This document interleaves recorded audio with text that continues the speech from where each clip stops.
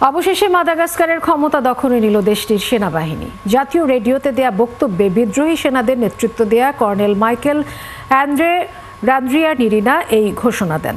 তিনি জানান, এখন থেকে সেনাবাহিনী দেশ পরিচালনা করবে। এর আগে প্রেসিডেন্ট আন্দ্রে রাজোয়েলিনার বিরুদ্ধে অভিশংসনের প্রস্তাব পাশ করে সংসদ। রাজোয়েলিনাকে অভিশংসনের পক্ষে পড়ে 130টি ভোট। বিস্তারিত শারমিন স্বপ্নার প্রতিবেদনে।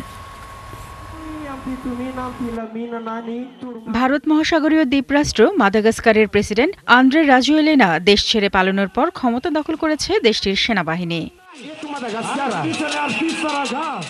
মঙ্গলবার বিদ্রোহী সেনাদের নেতৃত্ব দেয়া কর্নেল মাইকেল রান্দ্রিয়ানিরিনা রেডিওতে দেয়া এক ঘোষণায় সেনাবাহিনীর ক্ষমতা গ্রহণের কথা জানান। তিনি বলেন, সেনাবাহিনী এখন থেকে দেশ পরিচালনা করবে। এছাড়া সেনাবাহিনী দেশের সব রাষ্ট্রীয় প্রতিষ্ঠান বিলুপ্ত করলেও জাতীয় সংসদ বহাল থাকবে বলে জানান তিনি। এর কিছুক্ষণ আগেই সংসদ প্রেসিডেন্ট রাজোয়েলিনার বিরুদ্ধে অভিশংসনের প্রস্তাব পাশ করে। মাদাগাস্কারের জাতীয় পরিষদে অনুষ্ঠিত ভোটে 130টি ভোট আন্দ্রে রাজোয়েলিনাকে অভিশংসনের পক্ষে পড়ে। তবে তার আগে সংসদ ভেঙে দিয়েছিলেন মাদাগাস্কারের রাষ্ট্রপতি আন্দ্রে রাজোয়েলিনা।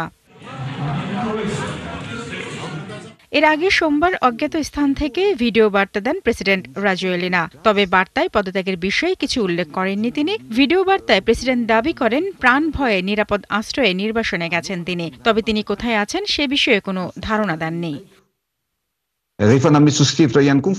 সম্প্রতি সেনাবাহিনীর একটি গুরুত্বপূর্ণ অংশের সমর্থন হারান রাজোয়েলিনা। তার বিরুদ্ধে ওই সেনা সদস্যদের অভ্যুত্থানের ষড়যন্ত্রের অভিযোগও তোলেন। মাদাগাস্কারে পানি ও বিদ্যুৎ সংকটের প্রতিবাদে জেন জি আন্দোলনের মুখে দেশ ছেড়ে পালিয়ে যান প্রেসিডেন্ট আন্দ্রে রাজোয়েলিনা। 25শে সেপ্টেম্বর থেকে শুরু হওয়া আন্দোলনে এখন পর্যন্ত অন্তত 22 জন নিহত হয়েছেন। শারমিন স্বপ্না, 71।